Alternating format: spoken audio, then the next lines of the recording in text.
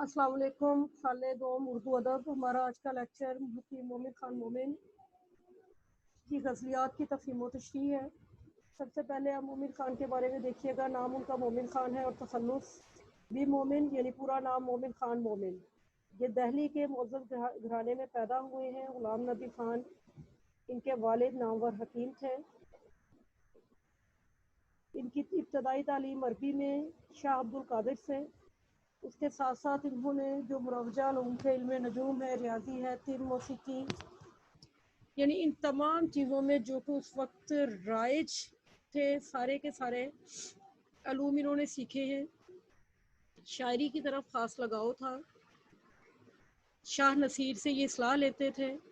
इनकी शायरी पुरतासीर और दिलचस्पी पे मबनी है। तगज़्ज़ुल है, मायनी आफरीनी है, मामला बंदी है, महाकात है, जिद्दत बियाँ है, फितरीपन है, नुज़रत तराकीब है। अलगर्ज़ इनकी शायरी इंतहाई खूबसूरत अल्फाज़ तराकीब का मजमुआ है। पहली गज़ल जिसकी तफ़हीम व तशरीह की तरफ आज हम आएंगे, इस वक्त सामने आपके मौजूद है। ना रब तुझसे न यारी आसमां से, जफ़ा बहरे अदू लाऊं कहाँ से। ना तो उससे रब्त है और ना ही आसमान से यारी है, अपने दुश्मन के लिए जफ़ा कहाँ से लाऊं। रब ताल्लुक़ को कहते हैं, यारी दोस्ती को कहा जाता है, जफ़ा जुल्म व ज़्यादती को कहते हैं, बहरे अदू अपने दुश्मन के लिए। इसमें आप देखेंगे कि रब का एक दो हवाले दिए गए हैं। एक तो हवाला महबूब का है और दूसरा हवाला आसमान का है। ये दो हवाले ऐसे हैं जिनसे रब्त हो तो उसके बाद आप रकीब के लिए दिल में बुरा ख्याल रखते हैं। शायर कहते हैं मेरा इन दोनों से ही कोई वास्ता नहीं।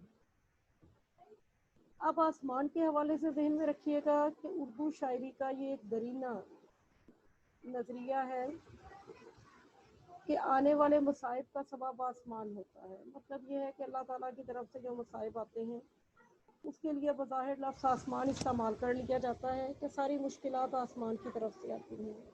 अब शायर कहते हैं कि मेरा ना तो रब तुझसे है, यानी महबूब से है, और ना ही मेरा यारी जो है वो आसमान से है। यही दोनों मुश्किलात का सबब होते हैं और मैं इन दोनों से फ़िलहाल बचा हूँ।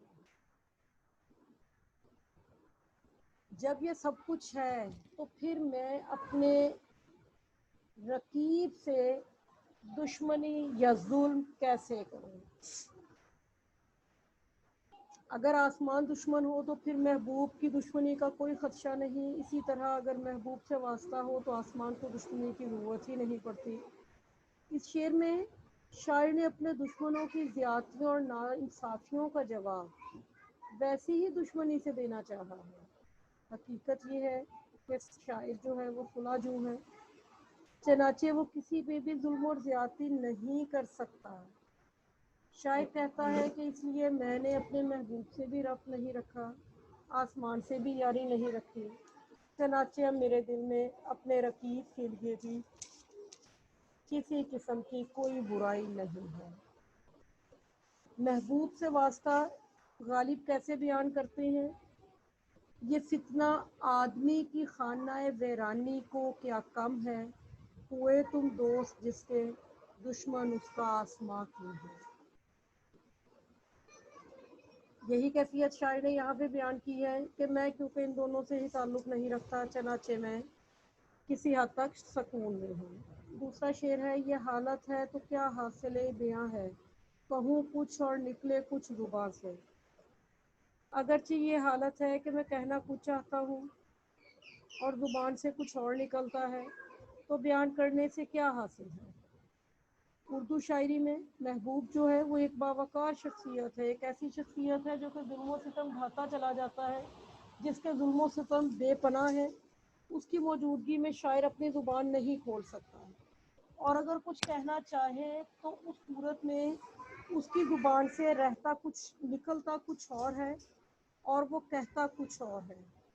इसी वजह से महबूब अपने दिल का अहवाल अब उसके सामने बयान नहीं कर पाता, चाहे वो उसकी शख्सियत का रोब है, चाहे वो महबूब के हुस्न का रोब है, शायर के हवास गुम हो जाते हैं। शायर कहते हैं कि उसके सामने तो मेरी हालत ऐसी हो जाती है कि मैं कुछ भी बयान नहीं कर पाता, मेरे मुंह से निकलता कुछ है जबकि मैं कहना कुछ और चाहता हूँ। यानी जो मेरे दिल में मौजूद है उसे मैं मुनासिब तरीके से बयान नहीं कर पाता, मेरी हालत काबिल रहम हो जाती है। मैं अपने महबूब के हुस्न के रूम में इतना आ जाता हूँ कि मैं कहता कुछ हूँ और करता कुछ हूँ। क़यामत मरते दम आई फुगा से, जहाँ लेके चले हैं हम जहाँ से। क़यामत जो है हमारे मरते दम लोगों की फुगा से आ गई है। हम जहाँ से तो पूरा जहान ही लेकर चले थे। मरते दम यानी मरते वक्त, फुगा शोरो गुल को कहते हैं, जहाँ दुनिया को कहते हैं। जब हम इंसान दुनिया से रुखसत होते हैं तो हमारे सामने इस बात का एक, कोई भी हमारे सामने दुनिया से जाए तो हमारे सामने अपना अंजाम होता है। हम नौहा करते हैं कि यही वक्त हम पे भी आने वाला है। मरने वाले के लिए तो उसकी मौत का दिन ही क़यामत का दिन है ना। और बकिया अफराद अपनी बेबसी पे आंसू बहाते हैं कि खुदा की इतनी आला मखलूक है और मौत के आगे कितनी बेबस है, सवाए आंसू बहाने की हम कुछ नहीं कर सकते।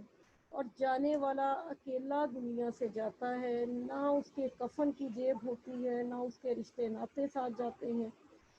गोया वो दुनिया से जाते हुए अपनी ही सिर्फ पूरी कायनात साथ लेकर जाता है, यानी अपनी ही ज़ात को लेकर जाता है। हर तरफ चीखो पुकार, शोर वोगा होता है और इस तरीके से इंसान दुनिया से रुखसत हो जाता है और यूँ लगता है कि जैसे सारी दुनिया हमारे साथ जा रही है, लेकिन हकीकत ये है कि इंसान अकेला ही दुनिया से जाता है। इसके अलावा सवाए बकिया अफराद के रोने पीटने के और कोई चीज़ उनके सामने नहीं होती जिसकी बुनियाद पर वो उसका कोई साथ दे सके। इन अशार को आप देख लीजिए, अगर कुछ पूछने वाला है तो आप बता दीजिए। तफसील तलब जो बातें हैं जो रह गई उन्हें आप मज़ीद डिस्कस कर सकते हैं। हाज़िरी के लिए तैयार हो जाइएगा और शेर नंबर 2 की तशरीह आप मुझे लिख कर भेजेंगे।